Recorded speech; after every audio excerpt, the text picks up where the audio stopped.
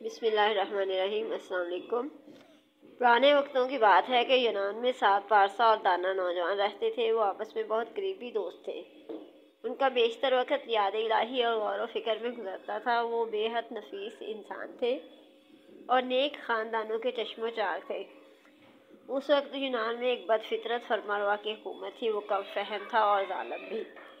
وہ ایک اللہ کا منکر تھا اور بتوں کی پوجا کرتا تھا۔ اس کے ظلم و ستم سے رعایا بہت تنگ تھے۔ ایک دن اس نے فرمان جاری کیا کہ جو شخص شاہی بتوں کے آگے سامنے جھکنے سے انکار کرے گا فوراً پھانسی پر لٹکا دیا جائے گا۔ کسی نے ظالم بادشاہ کے پاس شکایت کر دی کہ 7 پارسا نوجوان بادشاہ کے بتوں کے آگے جھکنے سے انکاری ہیں اور وہ اب تک اپنے گھروں میں چھپ چھپ کے اللہ کی عبادت میں مصروف ہے۔ بادشاہ یہ سن کر بہت غضبناک ہوا۔ اس نے فوراً دربار میں حاضر ہونے کا حکم دیا۔ جب پارسا دوست دربار پہنچے تو بادشاہ نے انہیں بتوں کے آگے جھکنے کا حکم دیا۔ انہوں نے حکم ماننے سے صاف انکار کر دیا۔ اس پر بادشاہ طیش میں آ گیا اور اس نے حکم دیا کہ ان 7 کو فوراً پھانسی پر لٹکا دیا جائے۔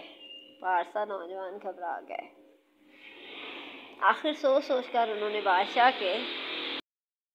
کے ظلم سے بچ نکلنے کا ایک منصوبہ بنایا۔ انہوں نے بادشاہ سے کہا کہ پھانسی کی سزا ایک دن کے لیے ملتوی کر دی جائے تاکہ وہ اس معاملے پر مزید احتیاط سے سوچ بچار کر سکے۔ بادشاہ نے ان کی درخواست قبول کر لی اور انہیں ایک دن کے لیے جیل میں بند کر دیا۔ پارسا دوست موقع پا کر جیل کی دیوار پر لانگ کر بھاگ کھڑے ہوئے۔ ان کا وفادار کتا بھی ان کے ساتھ تھا۔ بھاگتے بھاگتے وہ ایک اونچے پہاڑ کے قریب جا پہنچے۔ پہاڑ کے دامن میں ایک ویران غار تھی۔ 7 دوست غار کے اندر داخل ہو گئے۔ ان کا کتا غار کے منہ پر بیٹھ کر پہرا دینے لگا۔ مسلسل بھاگ دوڑ سے پارسا دوست بہت تھک چکے تھے۔ غار میں داخل ہوتے وہ کچھ دیر سستانے کے لیے لیٹ گئے۔ رفتہ رفتہ ایک بے حد لمبی نیند نے ان پر غلبہ پا لیا۔ یہ غار بہت پرہیبت تھی۔ باہر سے بڑی خوفناک نظر آتی تھی۔ اس کے پاس سے گزرنے والوں کو اسے دیکھ کر بڑی دہشت محسوس ہوتی تھی۔ اس لیے مارے ڈر کے لوگوں نے ادھر سے گزرنا چھوڑ دیا تھا۔ چنانچہ 7 پارسا دوست باہر کے لوگوں کی مداخلت سے بے خوف ہو کر غار میں بڑے مزے سے محو خواب رہے۔ وقت گزرتا گیا مگر ان کی نیند ختم ہونے کا نام ہی نہ لیتی تھی، حتیٰ کہ وہ اس خوفناک غار میں پورے 309 سال سوئے رہے۔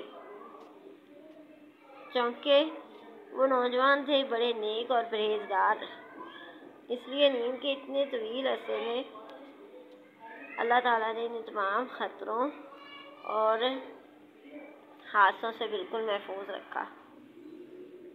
309 سال مسلسل نیند کے بعد ایک صبح 7 دوست یکدم بیدار ہو گئے۔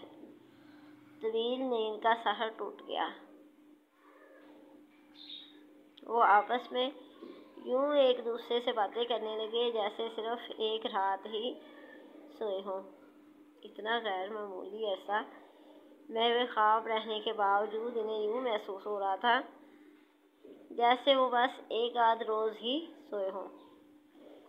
انہیں سخت بھوک لگ رہی تھی۔ انہوں نے اپنے ایک ساتھی سے کہا کہ وہ شہر جا کر جلدی سے کچھ کھانے کو لے آئے۔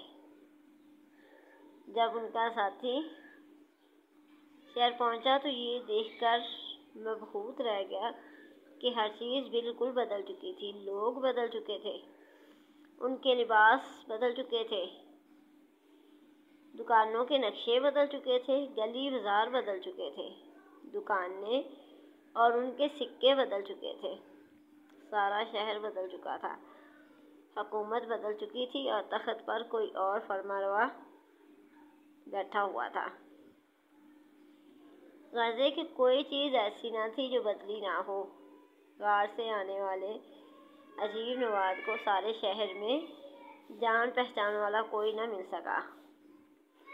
اس نے جلدی تھوڑی بہت خریداری تو کر لی، مگر جب قیمت ادا کرنے کے لیے جیب سے سکے نکالے تو 3 صدی پرانے سکے دیکھ کر دکاندار حیرت میں ڈوب گیا۔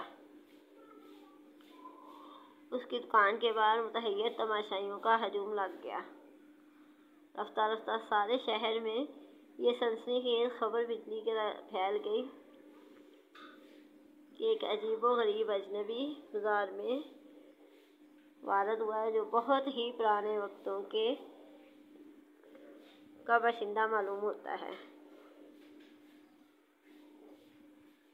بےتاب لوگ اسے دیکھنے کے لیے جوق در جوق جمع ہونے شروع ہو گئے اور دیکھتے ہی دیکھتے تماشائیوں کے ٹھٹ لگ گئے۔ جوں لوگ اجنبی سے باتیں کرتے تو ان کی حیرت اور اشتیاق بڑھتے چلے جاتے۔ نئی باتوں اور نئے انکشافات سے ان میں اس کے باقی اجنبی ساتھیوں سے ملنے کا شوق بھی بڑھنے لگا۔ غار والا اجنبی ہجوم کے پے در پے سوال و جواب سے خاصا ہراساں ہوا۔ تنگ آ کر وہ الٹے پاؤں غار کی طرف بھاگ کھڑا ہوا۔ غار میں پہنچ کر اس نے ساتھیوں کو ساری بات بتائی۔ انہیں یہ سن کر بڑا عجبہ ہوا کہ ان کی لمبی نیند کے دوران شہر میں ہر چیز اور ہر شخص بدل چکے ہیں۔ اسی اثنا میں چند متجسس شہری اجنبی کا پیچھا کرتے کرتے غار تک جا پہنچے۔ انہیں اجنبی کے نیک ساتھیوں سے مل کر بے حد مسرت ہوئی۔ انہوں نے ان کی خیر خیریت پوچھی اور ان سے گپ شپ لڑائی۔ انہوں نے غار والوں کو شہر آنے اور وہاں مستقل سکونت اختیار کرنے کی دعوت دی۔ انہوں نے کہا کہ اب تو ہر چیز بدل چکی ہے، وقت بدل چکا ہے، حکومت بدل چکی ہے، بادشاہ بدل چکا ہے۔ نیا بادشاہ بہت نیک اور منصف مزاج ہے، اس لیے انہیں اب کسی بات کا ڈر نہیں ہونا چاہیے۔ مگر وہ غار والے شہر لوٹنے پر کسی صورت بھی رضامند نہ ہوئے۔ انہوں نے واپسی کی دعوت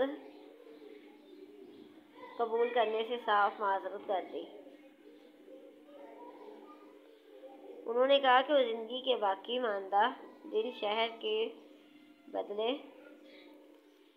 ہوئے حالات کے غیر یقینی امکانات کی نظر نہیں کر سکتے، بلکہ اپنی غار کے اندر رہ کر عبادت میں مصروف رہیں گے۔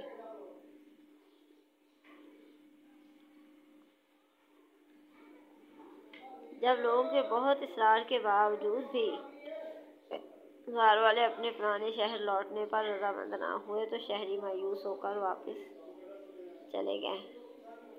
غار والے پہلے کی طرح دن رات یاد الہی میں مصروف رہنے لگے، مگر تھوڑے ہی عرصے بعد وہ وفات پا گئے۔ ان کا وفادار کتا بھی ان کے غم میں گھل کر مر گیا۔